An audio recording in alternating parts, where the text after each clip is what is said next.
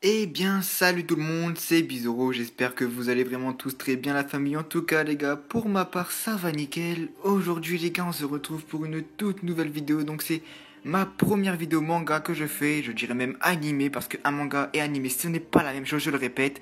Donc les gars, tout ce qu'on va faire aujourd'hui c'est pour parler des 5 animés à regarder impérativement pendant le confinement. Oui, vous avez bien entendu 5 animés à voir pendant le confinement. Donc, j'espère que vous n'avez pas tous vu, bien évidemment, parce que si vous avez vu tous les 5 animés que je vais vous présenter dans cette vidéo, ce sera vraiment un réel problème pour vous. En tout cas, les gars, avant que cette vidéo commence et qu'avant que je commence par le top 5, n'hésitez pas à vous abonner, à liker, à partager, à me suivre sur les réseaux sociaux tels que Instagram, Snapchat. Et donc, je vous laisse avec le générique.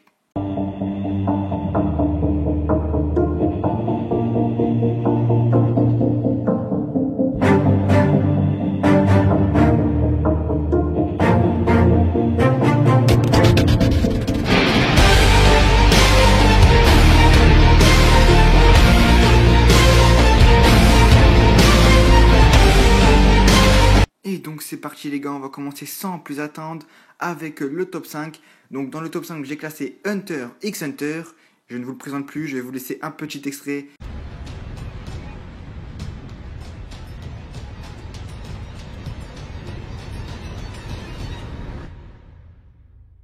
俺を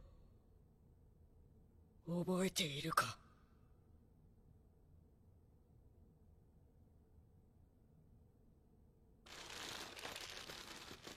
俺はコンフリックス、カイトを取り戻すためお前に会いに来た。頼む、待ってくれ。 Et donc dans Hunter x Hunter, il y a un personnage principal comme dans tous les animés qui est tout simplement Gonfrix. Gonfrix a 12 ans et rêve de devenir Hunter. Les Hunters sont des aventuriers d'élite qui peuvent être chasseurs de primes, chefs cuisiniers, archéologues, zoologues, justiciers ou consultants dans divers domaines. Son père, Jingfrix, qu'il ne connaît pas directement, est considéré comme un des plus grands hunters de son temps. Oui, vous avez bien entendu, un des plus grands hunters de son temps. C'est aussi pour le retrouver que Gon veut devenir hunter. Cependant, l'examen de hunter, qui a lieu chaque année, est extrêmement difficile et périlleux. On dit qu'un candidat sur 10 000 arrive sur le lieu des épreuves et qu'un seul candidat tous les 3 ans devient à sa première tentative. Durant les épreuves, il n'est pas rare d'être blessé, voire tué par des monstres, ou même par d'autres concurrents. Au cours de cet examen, Gon va rencontrer différents personnages, aussi bien amis qu'ennemis. Kurapika, dont le seul objectif est de venger son clan, le clan Kuruta. Assassiné par la brigade fantôme et tenté de récupérer les yeux de son clan, les pupilles écarlates. Leorio, dont le but avoué est d'acquérir de l'argent pour financer ses études de médecine. Killua, qui a le même âge que Gon, fils d'une famille d'assassins d'élite, la famille Zoldyck, ne souhaitant pas poursuivre la voie de sa famille, qui participe à cet examen par simple amour du défi. Hisoka, dont la grande passion est le combat contre les guerriers très puissants, ainsi que beaucoup d'autres. La force de Gon n'est pas que physique, son charisme, sa pureté, sa gentillesse, sa grande générosité et surtout son incroyable capacité à attirer la sympathie et l'aide souvent à sortir de situations les plus périlleuses. L'histoire de Hunter x Hunter peut être découpée en plusieurs parties, jalonnée par les objectifs courants des personnages qui ponctuent la quête principale de Gon, la recherche de son père. On peut de cette manière faire actuellement ressortir 6 parties. Je vous laisse les découvrir en regardant l'animé. Nous allons maintenant parler du top 4. En top 4, j'ai bien évidemment classé Tokyo Ghoul. J'espère vraiment que vous allez kiffer cet animé parce que cet animé est vraiment à regarder pendant ce confinement. Alors je vais vous le présenter tout de suite. Nous allons parler de l'histoire de Ken Kaneki. Dans la ville de Tokyo, des créatures nommées ghouls sont apparues et se nourrissent de chair humaine pour survivre. Un jour, Ken Kaneki, jeune étudiant, se fait attaquer par l'une d'entre elles et subit une grave blessure. Pour rester en vie, il reçoit une greffe de la ghoul qui l'a attaqué et devient un hybride, mi-humain, mi-ghoul, borgne artificielle. Rapidement, il se rend compte qu'il ne peut plus manger les mêmes aliments qu'auparavant. Il entre alors au service du café, l'Antique, un repère de ghouls où il apprend à se nourrir sans faire de mal aux humains. Mais il va bien vite se retrouver au cœur d'une guerre sanglante entre le CTG, Centre de contrôle des ghouls, déterminé à retrouver et exterminer celle-ci jusqu'à la dernière et l'arbre à Ogiri, une organisation de ghouls sans merci. Il découvre que les ghouls ne sont pas si différents des humains. À peu, il va commencer à s'adapter. Qu'est-ce que les ghouls ? Les ghouls sont des créatures qui ont fait leur apparition dans la ville de Tokyo. Ce sont des créatures qui se nourrissent d'humains pour vivre. Pour les ghouls, manger des ingrédients destinés aux humains est impossible. Le seul ingrédient autre que la chair humaine dont elles peuvent se nourrir est le café. Ces créatures ont une très grande force physique et sont athlétiques. Elles sont également invulnérables aux armes blanches. Les yeux des ghouls, également appelés Kakugan, ont la particularité de changer de couleur. La cilière. La cilière devient noire et l'iris devient rouge. Les ghouls sont armés d'un kagune, qui est selon les inspecteurs comme un muscle liquide, pouvant prendre n'importe quelle forme de l'imagination de la ghoul. Il en existe 4 types: ailés, blindés, écailleux et à queue. Quand leur kagugan et leur kagune ne sont pas en éveil, il est impossible de distinguer une ghoul d'un humain. Cela leur permet de se fondre parmi les humains et ainsi piéger aisément leurs cibles et échapper aux colombes. Les ghouls borgnes peuvent naître d'une liaison entre un humain et une ghoul, bien que ce soit quasiment impossible, ou être créés artificiellement. Les borgnes sont très rares et plus puissantes que les ghouls normales. Elles ne possèdent qu'un seul kagune. Il existe aussi des ghouls chimères. Ce sont des ghouls qui possèdent au kagune, généralement ceux des 2 parents. Les chimères sont très rares, aussi et plus puissantes que les ghouls normales. Je ne vais pas vous en parler plus, je vous laisse donc découvrir sans plus attendre l'anime et avec ces images-là.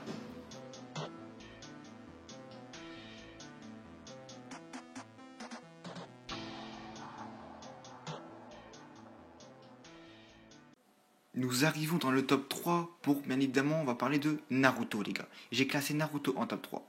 Si vous ne connaissez pas Naruto, ce n'est pas normal. Enfin, si vous ne le connaissez pas, c'est le moment de le regarder pendant le confinement, bien évidemment.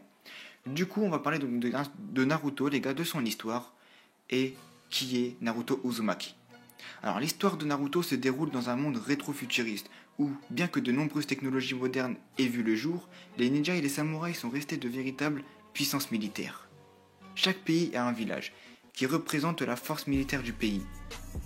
Dirigés par un Kage, prononcé Kage, les villages, à travers leurs ninjas, se livrent des guerres les uns aux autres, à petite ou grande échelle, que ce soit pour obtenir des caractéristiques avantageuses propres au village ennemi ou pour soumettre à un autre village et gagner en puissance.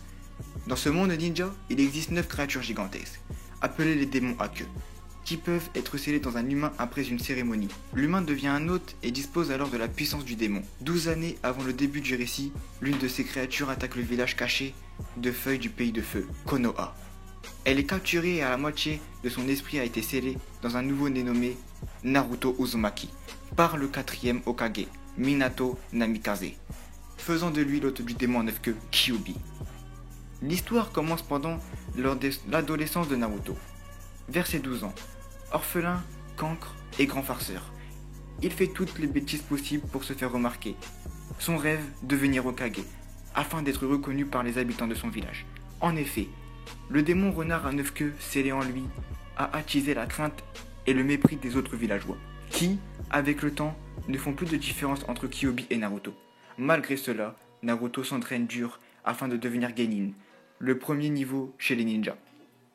Après avoir raté l'examen Genin 3 fois, il arrive finalement à recevoir son bandeau frontal de Konoha.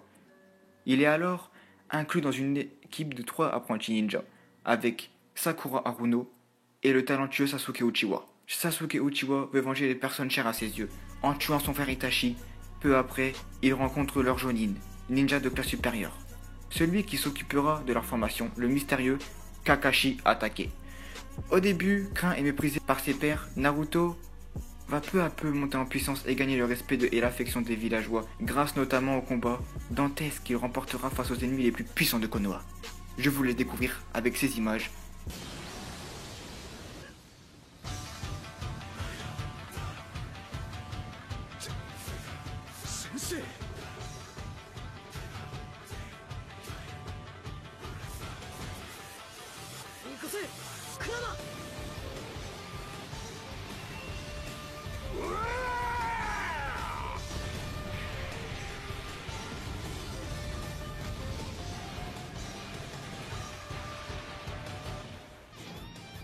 Nous arrivons maintenant dans le top 2. Et dans le top 2, j'ai classé One Piece. L'histoire de One Piece se déroule dans un monde fictif dominé par les océans, où certains pirates aspirent à une ère de liberté et d'aventure connue comme l'âge d'or de la piraterie. Cette époque fut inaugurée à la suite des derniers mots prononcés par le roi des pirates, Goldie Roger. Avant son exécution, Roger annonce au monde que ses habitants étaient libres de chercher toutes les richesses qu'il avait accumulées durant sa vie entière. Le One Piece. Ah! Ce trésor légendaire, tu l'as trouvé, hein? Allez, à vous! Vous, là-bas, taisez-vous! Le One Piece, allez, quoi, dis-nous où tu l'as caché?